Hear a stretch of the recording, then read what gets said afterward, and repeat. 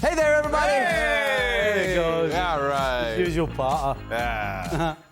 Welcome into the ESPN FC studios for today's edition of Extra Time. I'm going to go for a little bit of a walkabout because I'm told there are new questions, more questions. I was lied to. There is nothing on the printer.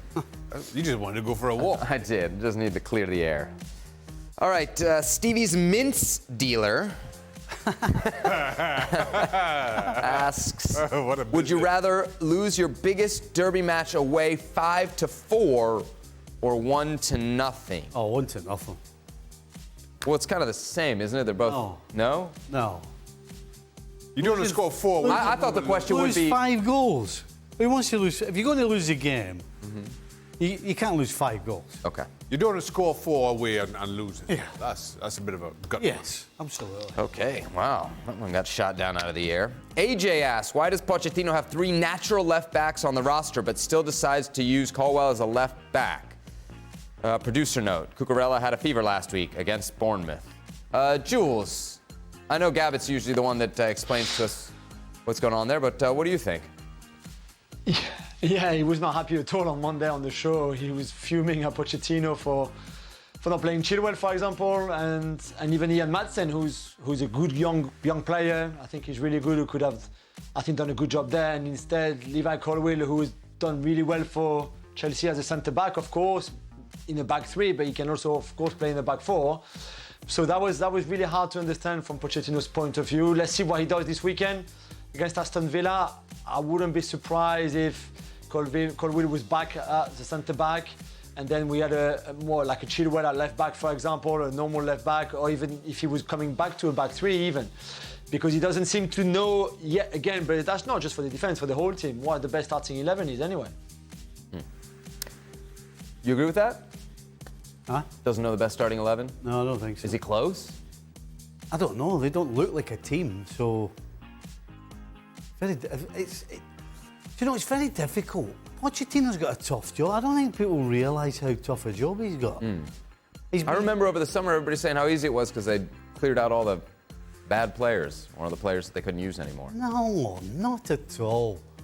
Not at all. I mean, you don't have a goal scorer. You spend all the crazy amounts of money. You don't have a goal scorer, and you don't have a playmaker. And you've just thrown Pochettino a bunch of guys, and he still doesn't know what the best combination is. And it's very easy to blame Pochettino, but the fact is that when you're trying certain things on a football field, if the players don't respond and don't perform, then you just constantly try to figure out the best scenarios. Is it easy enough to just say he doesn't think that these 3 guys are good enough left backs for Chelsea? If he's starting another player? No, it's not easy. Like, particularly the way the teams are set up now, according to the experts, that every game is a different game, and we put out a certain team to play against a certain opposition. And if that's the case... All right, but you're going through 3 left backs, you know. But then maybe Pochettino doesn't like these options. That's not his fault. But let me ask look upstairs. Have a look upstairs and look at all the players they've got. Whose fault is it? Is it Pochettino's fault? But let me ask this though, Steve. But it was a really poorly kept secret that Pochettino would be the Chelsea manager well before the end of last season. Do you think he had any input, or how much input, if that's the case, he had into their transfer dealings? I don't think so. Not particularly. No, I wouldn't think so. I think the 3 guys, I don't remember their names. No, just in general. I'm talking about how much Pochettino had to do in terms of who they brought in.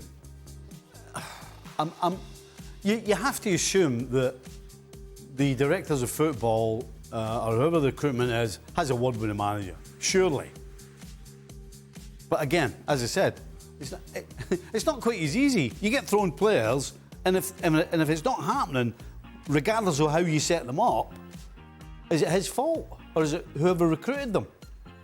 Bit different question from James. How much time needs to pass before it's okay for players or former players to publicly tell inside the locker room stories? I guess it would depend on what the story is, right? Yeah, exactly. All right, well, let's say you had something particularly juicy. Well, it wasn't like scandalous, going to get somebody in trouble, but was, interesting in like a footballing sense. How long would you wait to tell it?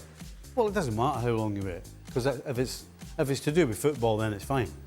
If it's to do with personal stuff or things of that nature, then there's no amount of time you shouldn't be talking. Really? You can't. You can't. You'll get sued. You wrote a book about your... Yeah, I didn't. All the stuff I put in because he was at the centre. He was at the centre of all the nonsense that happened at Liverpool. That's why. But there's a lot of stuff. There's a lot of stuff that went on in our dressing room that nobody should be talking about. We'll talk after. We'll talk after, Steve. Yeah, and that's fine if it's between me and you, and that's fine. Or me and whoever it was at the time, but not for public consumption. No. Jules, from a journo side of things, your experience talking to guys, what is usually the time frame where you feel guys really start to open up about the secrets of their playing days, the clubs they almost went to, the 6 drinks, all of that stuff? Yeah, maybe a few drinks for some. It always depends. Some tell you stories because they know that you're not going to report them or write them, which is absolutely fine. Others want the stories out, so they come to you and they leak the story them or their agent, or entourage, because it suits them, because it serves them as well. Sometimes clubs do it even themselves, managers as well. So it's changed a lot in the last few years, obviously with social media. A lot of things, I think, seems to be getting out somehow. And we even asked the question to Ten Hag today about the leaks and what was reported today. And so, unfortunately, I think it's probably far more present today in today's dressing rooms than maybe it was when the boys were playing. Let's be honest, right? So we got Craig a couple of weeks ago going mental because, was it Chelsea? Had 60 staff with him. That sounds like the type of thing that would set him off. Well, but think about it. If there's stuff going on, if there's stuff going on at the club, right? Are you telling me there's not one of them is going to go and tell, has not got a contact and going to tell? And that's just one club. So if they've all got like 60 external staff, right? How are you supposed to keep things in house? Too many loose ends, basically. Well, there's too many ears. Don't Hutchison asks, for Jules, which one of your beloved clubs will go further in the Champions League, Arsenal or PSG? It's a good question. They both look good, very good on match day one. Against teams that are good teams, but nothing special either. They're watching the same game. So. I mean, Dortmund. Yeah, Dortmund are rotten. I don't know. I still think because this is Luis Enrique's first season, when Arteta had already worked with his squad is further from where Luis Enrique wants the PSG squad to be, which is normal. He's only been there like 5 games in the league and 1 in the Champions League. So maybe Arsenal, but again, I think Arsenal playing in the league and in the Champions League would be more difficult than PSG playing in Ligue 1 and in the Champions League, for example, because Ligue 1 is easier for them than the Premier League is for Arsenal. So it's tricky. It's tricky. I would love a PSG Arsenal final. Let's put it that way. Perfect. Arsenal or PSG? Who do you think goes further? Arsenal. Shaka? PSG. There you go. There you go. Another question for Jules. Jules, for fans who are not too familiar with Ligue 1, how big of a derby is the Côte d'Azur between Monaco and Nice? And also, for Seb, how big a deal is it that Balogun missed both of his penalties today? Yeah, I mean, you will answer on Balogun that it was bad. Of course, those 2 misses. It's a big derby. Maybe it should be bigger because they're so close to each other. But Monaco, as we know, in terms of fan base and support, it's not the same as Nice, for example, who have big ultra culture and all of that. I think the most toxic derby is probably the Nice-Marseille derby, where really you can't, if you drive a car with a reg plate from Nice and you want to go to Marseille that night, don't go because you're never going to find your car again, and same the other way.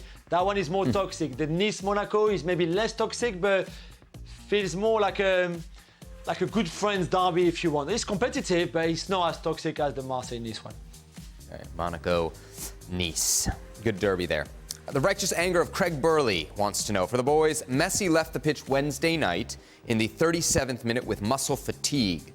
With respect to his age and considering all the matches he's played recently, do you think this will be a recurring theme throughout the rest of the season and into the playoffs if they make it? Just the latest there is that Messi and Jordi Alba are going to missed the game against Orlando on Sunday. They got the Open Cup final next Wednesday against the Houston Dynamo at home. So right now it seems like everything is focused there. You think this is going to be an issue? Yeah. I mean, he's been so durable for so much of his career, but they are, it seems like now, asking an awful lot of him. And they got so many games as well. Yeah. I mean, I think at this point, Inter Miami's pretty much, like, they're not mathematically out, but the playoffs are pretty much cooked. I think you could shut them down for regular season and just try to win this title on Wednesday. But even that's only 6 days away. We're talking about muscle stuff. I feel like it's not looking good, huh? Older players, in my experience, older players coming to MLS struggle with all the travel. And I know they're all on their own flights and stuff now, but the time differences and the time it takes you to get there, you're talking about a day. It takes a day. Even when you're on plane, it takes you a day to get somewhere. Yeah. So, yeah, older players in MLS absolutely pick up injuries through fatigue and tiredness a lot more than guys from here. Last question from Natum's Interior Decorator. For Juls, as a football journo, you've probably been to many stadiums covering football. Is there a place where you haven't been to watch or cover a match that you would like to go?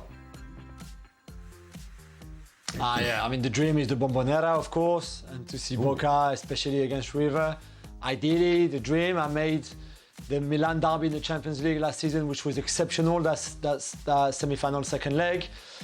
But yeah, I think Bombonera, because that's where I've always wanted to go. So there are probably others, and I would like to go to Mexico, for example, and even country that maybe you don't think are like football countries, but I just would want to see a derby in India, for example, which is pretty special, in Iran as well. We were talking it with Gabi the other day too, but I think if I could pick just one, and any game there, it would be Boca River at the Bombonera.